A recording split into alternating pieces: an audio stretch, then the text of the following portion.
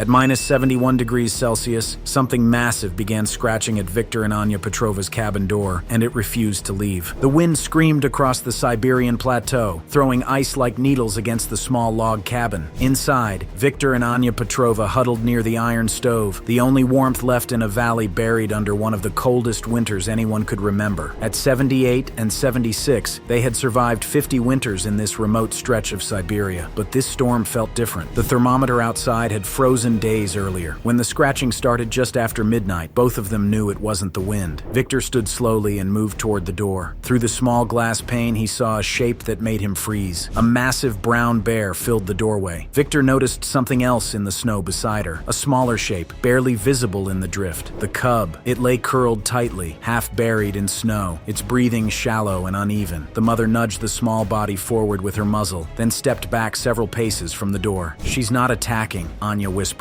The bear waited, but the cub wasn't moving anymore. "If we open that door," Viktor said quietly, "the cold could take the house." Anya looked at the cub again. "If we don't," she said, "it dies tonight." Viktor pulled the latch. The door opened just a crack, and the cold rushed inside like a living force. Viktor leaned out, grabbed the cub by the scruff, and dragged the limp body across the threshold, while Anya pulled from inside. The mother bear didn't move. The door slammed shut. Inside, the cub lay motionless on the floor. Up close, it was heavier than it looked, thick with muscle beneath its frozen fur. Its paws were stiff, lips pale. Anya wrapped it in every spare blanket they owned and placed it directly in front of the stove. Viktor rubbed its limbs slowly to restore circulation, while Anya warmed goat's milk in a metal pot. Minutes passed. Then the cub's chest rose deeper. Its paw twitched. An hour later, it opened one eye. The cub drank the milk eagerly, then chewed softened bread soaked in broth. Its strength began returning slowly. Meanwhile, outside the window, the mother bear had not moved. She paced near the barn, circling once every few minutes before stopping again to stare toward the cabin. Viktor kept his old hunting rifle near the door, but the bear never threatened them. She only watched. Then something else arrived. At 3 in the morning, the sheep in the barn erupted into terrified bleating. Viktor recognized the sound immediately. Wolves. Through the drifting snow, he saw shapes moving low across the field. A pack had found the farm. 7 wolves slipped through the darkness toward the livestock pen, testing the wire fence. Viktor cracked open the door to see better. What happened next exploded out of the storm. The mother bear charged. She came out of the darkness like an avalanche, roaring so loudly the cabin walls shook. The wolves scattered instantly, but 2 held their ground, snarling. The bear rose onto her hind legs, towering above them. Her paw struck one wolf with brutal force, throwing it through the snow. The second lunged toward her shoulder. She caught it mid-attack and hurled it aside. The rest of the pack broke and ran. Within seconds, the wolves vanished back into the blizzard. The bear remained standing beside the livestock pen, chest rising and falling as steam rolled from her thick fur. Slowly, she lowered herself to all fours and walked back to the clearing in front of the cabin. She resumed her silent vigil. Dawn finally arrived, pale and quiet. Inside the cabin, the cub was awake. It stood on unsteady legs and sniffed toward the door. Anya opened it carefully. The mother bear waited about 20 meters away. Anya carried the cub outside and set it gently on the snow. For a moment, the small bear wobbled uncertainly. Then it stumbled forward. The mother lowered her head and the cub pressed against her chest, nuzzling into her fur. They stayed like that for several seconds. Then the mother bear lifted her gaze toward the cabin. Slowly, deliberately, she dipped her head once. Viktor and Anya stood silently in the doorway as the bear turned and led her cub away across the snowfield. Their tracks disappeared into the white hills beyond the valley.